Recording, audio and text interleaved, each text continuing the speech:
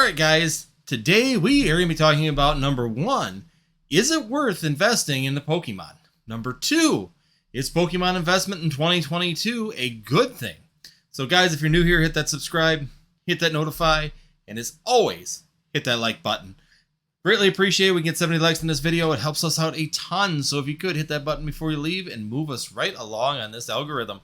So today, first thing I want to cover is it worth investing in the Pokemon? It depends on what you talk about investment, number 1. And number 2, there are some areas that have some very good potential.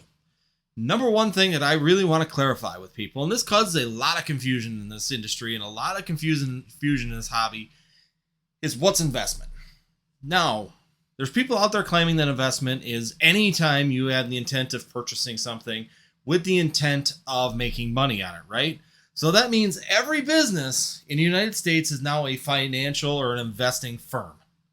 No, that's not investing, guys. I know a lot of people like to call these little 3-month deals investing. It makes them feel better about themselves because they're not flippers or scalpers or whatever people want to refer to us in a negative light. Let's be honest, you're running a business. And if you're not running it like a business, you're missing some crucial things in your life that could really benefit you financially with these projects. Number 1 thing that you really have to look at is if you don't have a business license and you're doing a large amount of these little flips, you definitely want to look into that. Business licensing gives you the ability to write off on taxes. It gives you the ability to discount and get deductions that are not available to the common person when you get your 1099. At the end of the year now, you're going to be getting a 1099 with this new financial structure. If you do not have receipts and accountability for what you spent originally, so you hear people say, well, I just bought something for $400. I sold it for $550. I only got to pay $150 in taxes. If you try and pull that without a business license and without the backing behind you with the receipts and the accountability, and you don't know how to properly do that, you're going to be paying taxes on $550, guys. You're not going to be able to write that off as easily as you think. So if you have not, and I repeat, not talk to a financial advisor, a tax accountant, or someone in that area, you're doing yourself a huge disservice if you're calling it investment in the first year. You are going to be really surprised this year when it comes to the end of it, and you've got a huge tax bill because you did not understand how to properly operate your investments, or your business. So when we're talking investments, we're talking multiple years, guys.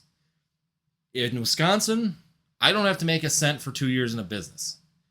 If I make profit 1 out of every 3 years, I can maintain my business license. What that does is it gives me the ability to continually roll over product from 1 year to the next without having to worry about making a profit. And it gives me the ability to hold product on bad time frames and sell it when times get good again or when the markets recover. That's the intention of this. Now, if you're doing an investment side of things and calling everything an investment, you're not going to be able to do that. It's a little bit different dynamic. And the reason that in every business, we don't call them investments. We call them business. It's costs of doing business. And the reason being is that if you sell something in the one fiscal year, you got 12 months of time, and you purchase it in January 1 and you sell it December 30th, and you'd go through that cycle and you sell it in there, that's a business case. You are actually maintaining a perfect cycle. Now, how does this all entail into whether or not you should invest in the Pokemon? When you're talking ultra-modern Pokemon, when you're talking Pokemon products in the first year, even the first 2 years, it's in a cycle that we call rotation. What rotation is that this set is being used currently as a standard in the Pokemon tournament format. From August to August, there is a tournament standard of cards that can be played inside of the Pokemon Worlds tournament. At the end of that tournament, so for the example, this year, we are going to lose all cards with the designation of D. And I will put that right here next to me with a nice circle around it. So you understand where this designation is coming from. D will no longer be allowed in sanctioned Pokemon tournament. It can be played at your local LGSs. I've seen guys play stuff all the way still from XY. But if you're playing sanctioned tournaments, regionals, all the way down to Pokemon Worlds, even in your local card shop, and they call it sanctioned, you will no longer be able to use D. Now, what sets are encompassed in that D? Currently, we will be losing Sword and Shield, Base, Rebels Clash, Darkness Ablaze, Champion's Path, Vivid Voltage, and most of Shining Fates will be eliminated as of August of this year. Now, why is that important? Notice that them sets are actually sets that I've been doing a lot of talking about, looking into investment into these. They've gotten past their final reprints. There's probably going to be no more product of these. We've gotten through the ETB waves of them. Shining Fates just got another wave of ETBs that was released. These products now are becoming investable and the price is right, being under MSRP to jump on these items. This is a great opportunity to do it because the chances are we will not see these anymore.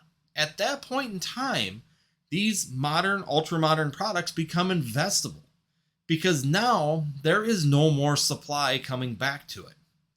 Now, everything from Battle Styles, Chilling Reign, Evolving Skies, Celebrations, all the way through Fusion Strike, got Brilliant Stars, Astral Radiance, Pokemon Go, are all going to still be in rotation, meaning they will continue to get reprints over and over and over as demand requires. Pokemon International will continue to reprint this product to meet demand to keep the product available for their tournament players. Does that mean that we might be seeing another reprint of Battle Styles? Absolutely. We could see another reprint of it. Chilling Reign? Absolutely. Fusion Strike, even if it's a horrible set, Pokemon has a tendency to dump 6 months or 5 months before the end of life another wave. Why? Because they want to give tournament players the ability to get this product. That is why I find it really hard when people want to say Ultra Modern is investable. It's really not, and that's why I changed the format of this channel. It's not investable in the terms of investment. It is a business. You can play the wave systems. You can play the demand. You can play a lot of different things with the singles, what's being used in tournament and what's being used in the tournament play to get those cards at undervalue and sell them. Go through your bulk, buy bulk. I buy bulk from several people and then sort it and take the high-end cards and actually put them for sale on TCG Player.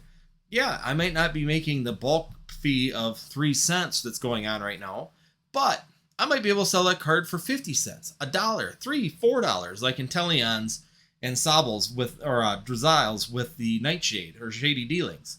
These are all opportunities that are out there, but they're really not investments. Yes, your intention is to make money on this product. Yes, your intentions are there to so you could call it investing by the definition of investment, but realistically, by calling it an investment, you're doing yourself a huge disservice. Call it a business. Go talk to a tax accountant. Go talk to someone. And be sure you're putting yourself in the best position to capitalize fully on this. You don't want to be stuck with a huge tax bill. You don't want to get bit in the butt with these things. This could be a serious issue that people are not realizing this year. And by not doing things properly this year and accounting for things, trust me, there's a whole new thing of accounting on this stuff that's really changed this year. Me running 3 businesses, I can tell you right now, it's completely different. Things are going to be completely off the wall when it comes down to taxes. And there's a lot less deductions, so you must be sure that you maintain and measure your stuff correctly, put it in the right places, dot your T's, and be sure that everything's ready to go. Because guys, you do not want that tax burden, and for whatever you do, do not try to evade it.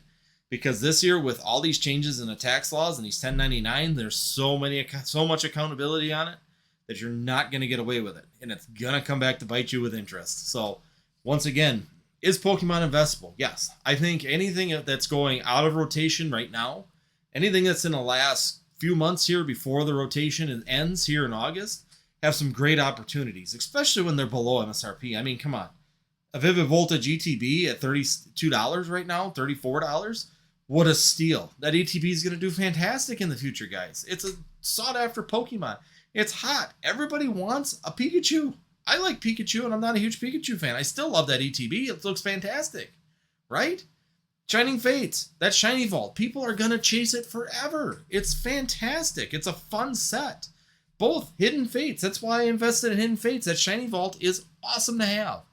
There's going to be some opportunities, and I would definitely be looking at those products for the investment side of things. This is the time, if you understand when things go out of rotation and out of print, to be purchasing these items now that they are going out of print and we know that their rotation is ending. We know that there's an end to their lives. We know that there's an end to their print levels.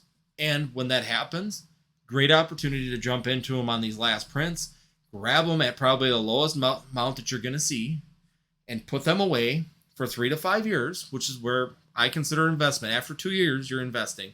Just like the business format. I can hold for 1 and 2 years without making any profit, right? So is it really investing at that point? No, it's a business. Call it what it is. Look at it how it is. Use the advantages of a business at the beginning. If you don't sell some of the stuff and it carries through, fine, turn it into an investment. Go through that process of making it an investment in the long run, and it'll help you out in the overall scheme of things, especially when it comes down to thinking whether or not Pokemon's investable, number one. And number two, help you with your Pokemon investments in 2022, because you shouldn't be looking at Astral Radiance as an investment right now. You shouldn't be looking at Brilliant Stars as an investment right now. They're not really investable in any way, shape, or form. We don't know how much products can be made. We don't know how big reprints are going to be. We don't know how often it's going to be reprinted. And we don't know what Pokemon's thinking of putting out there, whether they're going to come out with a new V-Box, whether they're going to come out with more ETBs. We might see more Pokemon Center exclusive ETBs. Who knows? We don't know. So yes, if an item is under MSRP, I always feel secure in buying it. I've purchased Battle Styles, Chilling Reign, Evolving Skies at a little bit over, but still $100. I knew that was a safe buy just based on the set. Fusion Strike, even Astral Radiance. If it drops down sub $80 or around $80, I'm going to purchase it. Why wouldn't I? When you're that low on MSRP, you know that there's going to be value in that in the future to be able to get either number one, you can do sales and business, get tax write-offs, make sure you document everything, go to your accountant. My God, guys, I'm telling you, go to your accountant if you're selling things within a year, because trust me, it's going to save you a ton of money. The write-offs are just there. You can get that accountability to how to put the chain of command in there to get the accountability for the taxes this year. And that way, when it comes down to the end of the year, you're not stuck big. Thinking that this is investment and not doing those steps are going to lead to disaster, which is the number one thing that I think all the big channels are really trying to help you guys with. We are trying to tell you, be cautious, don't call it an investment, call it a business, call it what it is, and take the advantages of that. Stop thinking Ultramodern is investable. If it's in rotation or just starting rotation, it's not investable. Don't call it an investment. It isn't that. It just isn't. It's a business. If you're planning on buying it and selling it in 3 to 4 months, 5 months, 6 months, a year, it's not an investment. It's a business. Operate it as a business. Take the advantages. I feel like I'm repeating myself, but I really want to make sure that I get this through clearly. Pokemon is investable. Older Pokemon is investable. Out of rotation, investable. Going out of rotation in the last swing of it, investable. Ultramodern, not investable. It's good to do this in the Pokemon 2022. And hopefully, guys, I help you out with some things. I hope that you guys if you're doing these quick flips, are definitely getting in touch with a tax accountant and definitely getting ahead of this, because everything you sell right now out there on the internet is going to come with a 1099.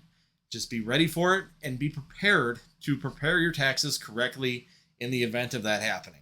So, guys, if I brought you some good information today, hit that subscribe, hit that notify, and as always, guys, hit that like button. We get 75 likes in this video. I know you guys can do it. It's great. It helps out a ton. And in the comments below, let me know. What do you guys think? Am I way off base? Am I way not thinking clearly? Or am I pretty close to being on base and giving you a good thought process of what you should be looking at? Other than that, down below, there is going to be the box break for this month. We're doing it a little bit differently. It's going to be an a la carte. So there's several different packs that you can choose from. I believe there's Fusion Strike, Vivid Voltage, Chilling Reign, Brilliant Stars, and Evolving Skies. So if you're interested in any of those, definitely check it out and click the links down below and check out the selection. You can pick any one you want. We're just going to open. Whoever buys is going to get an opening on the live, and we're going to do it the third Saturday of the month. So other than that, guys, we will see you next time. And as always, check out these 2 videos over here, and we'll see you next time here on Northwoods TCG.